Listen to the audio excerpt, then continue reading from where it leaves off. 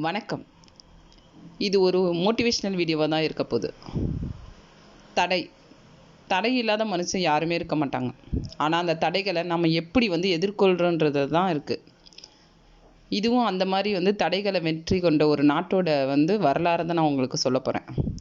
இது கண்டிப்பாக நம்ம லைஃப்பில் ஏதோ ஒரு விதத்தில் ஒரு மாற்றத்தை ஏற்படுத்தணும்னு நான் கண்டிப்பாக நம்புகிறேன். இந்த வீடியோ ஸ்கிப் பண்ணாமல் கேளுங்க.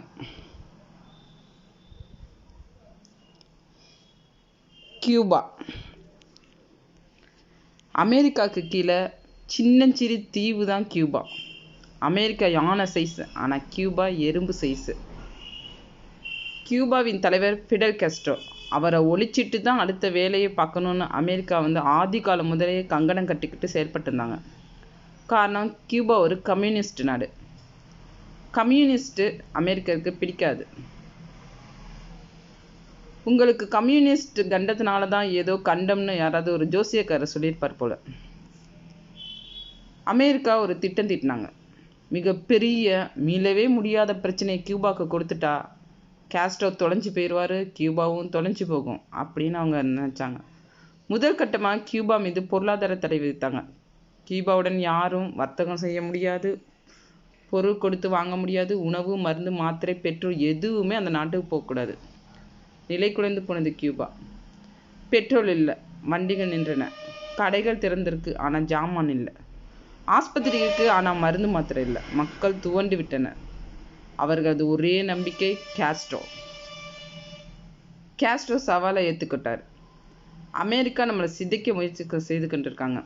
பொருளாதாரத்தை சிதைவிட்டால் நாடை சிதைந்து விட என்று கணக்கு போடுறாங்க. இந்த பிரச்சனையை நாம் அனைவரும் ஒன்று சேர்ந்து தான் எதிர்கொள்ள போகிறோம். அமெரிக்காவுக்கு பதிலடி கொடுக்க போகிறோம். முன்வரிசையில் நின்று அவரே அந்த மாற்றத்தை தொடங்கி வைத்தார். ஒவ்வொரு வீட்டுக்கும் தேவையான அளவு மட்டுமே உணவு வழங்கப்பட்டது. யாருக்கும் ஆடம்பரமான உணவு கிடையாது. ரொட்டி கிடைத்தால் ரொட்டி, அரிசி கிடைத்தால் அரிசி. அதுவும் அனைவருக்கும் சமமான அளவில் சமமான தரத்தில் கொடுத்தாரு. குழந்தை இருக்கும் வீட்டுக்கு மட்டும்தான் தேவைப்படும் அளவுக்கு பால்.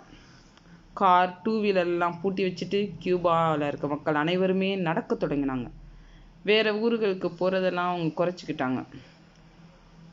ஒவ்வொரு நாளும் அவங்க பெட்ரோலை சேமிக்க தொடங்கினாங்க. அந்த மாதிரி சேமிக்கப்பட்ட பெட்ரோல் குழந்தைகளுக்காகவும் பள்ளி வாகனங்களுக்கு மட்டுமே வழங்கப்பட்டது. மின்சாரத்தை பார்த்து யூஸ் பண்ணாங்க. ஏறக்குறைய எல்லா வீடுகளும் கும்மிரட்டி மூழ்கி கிடந்தன. பள்ளிக்கூடங்கள் மட்டுமே பிரகாசமாக ஜொலித்தன. இந்த சட்டை எத்தனை வருஷம் வரும், இந்த பேண்ட் எத்தனை வருஷம் வரும், குறைஞ்சது 10 வருஷம் தாக்கு பிடிக்குமா என்ன தெரிந்துதான் மக்கள் துணியே எடுத்தாங்க. ஆடம்பரம் முற்றிலும் காணாமல் போனது. குழந்தைகள் நன்றாக படித்தார்கள். அவர்கள் படிப்பிற்கான அனைத்து வசதிகளையும் அரசாங்கம் முறையாக செய்து கொடுத்தது. கியூபா என்னும் தேசமே வயிறுவாயை கட்டி அங்கே இருக்க குழந்தைகளை படிக்க வைத்தார்கள். பொருளாதார தடை என்பது அழுத்தமான நெருக்கடி. ஆனால் கியூபா இந்த நெருக்கடி தனக்கு கொடுக்கப்பட்ட வாய்ப்பாக எடுத்துக்கிட்டு நெருக்கடி நிலைமையை நாடு எப்படி சமாளிக்கிறது உலகத்துக்கு சொல்லி கொடுத்தது. பிரச்சனையை சமாளித்தால் பட்டு போதுமா? பிரச்சனையிலேருந்து மீண்டு வர வேண்டாமா? ஒரு பிரச்சனை வந்தால் அதுலேருந்து நமக்கு என்ன லாபம் வேணும் அப்படின்னு தான் நம்ம பார்க்கணும். அதை தான் செஞ்சாங்க கியூபா. குறைவான செலவில் குறைஞ்ச விளைச்சலில் அறுவடை செய்ய முடியுமான்னு ஆராய்ச்சி செஞ்சாங்க, சாதிச்சாங்க. மருந்து கிடைக்கவில்லையே, நல்லது தான், நாமே கண்டுபிடிக்கலாமே என்று களத்தை குதித்தார்கள், கண்டுபிடித்தார்கள். கரும்பு வாங்க யாருமே இல்லை, அதுக்காண்டி என்ன செய்யறது, அப்போ நம்ம வேறு ஏதாவது வழி பண்ணுவோம் அப்படின்னு நினச்சி அவங்க சுற்றுலாவை ஊக்குவிச்சாங்க. இதில் என்ன கொடுமைனா, அவங்களோட சுற்றுலா நல்ல லெவலுக்கு கொண்டு வந்தவங்களே அமெரிக்காவில் தான். கியூபா முற்றிலுமாக முடங்கி போயிடுன்னு அமெரிக்கா எதிர்பார்த்தது. ஆனால் முன்பை விட வலுவான ஒரு தேசமாக கியூபா எழுந்து நின்றது. இன்று வரைக்கும் அமெரிக்காவுக்கு கியூபா என்பது காலடி இருக்கும் கருநாக மாதிரி தான். அந்த பயம் அமெரிக்காவுக்கு தீரவே தீராது. நான் இதை எதுக்கு உங்களுக்கு சொல்கிறேன்னா, பிரச்சனை எப்படி சாதமாக்கி கொள்வதுன்ற விளக்குறதுக்காக தான். ஐயோ, அமெரிக்கா தடை விதித்துவிட்டு கியூபர்கள் கணக்கிட்டு இருந்தா இன்னும் இந்த தொடர் அதுக்குள்ளேயே இருந்து கியூபா வெளியில் வந்திருக்காது. சிலித்து எழுந்தார்கள், சரித்திர புருஷர்களானார்கள். சரித்திரம் என்பது கிரீடம் வைத்த மன்னர்கள் உருவாதல்ல, களத்தில் இறங்கி பாடுபடும் சாதாரண மக்கள் எழுதுவது தான் உண்மையான சரித்திரம்.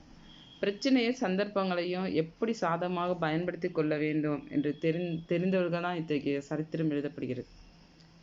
இதே மாதிரி ஒரு நாடே ஒரு தடையிலேருந்து வெளியில் வந்திருக்குன்னா முயற்சி செஞ்சு அதே மாதிரி நமக்கு வர தடைகளை நம்ம வந்து அதுலேருந்து என்ன நமக்கு லாபம் வருதுன்றதை அதுலேருந்து கற்றுக்குவோம்.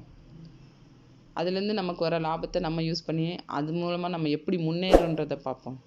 இந்த வீடியோ உங்களுக்கு நல்ல யூஸ்ஃபுல்லாக இருக்கும்னு நான் நினைக்கிறேன். தேங்க்யூ ஃபார் வாட்சிங். பாய்.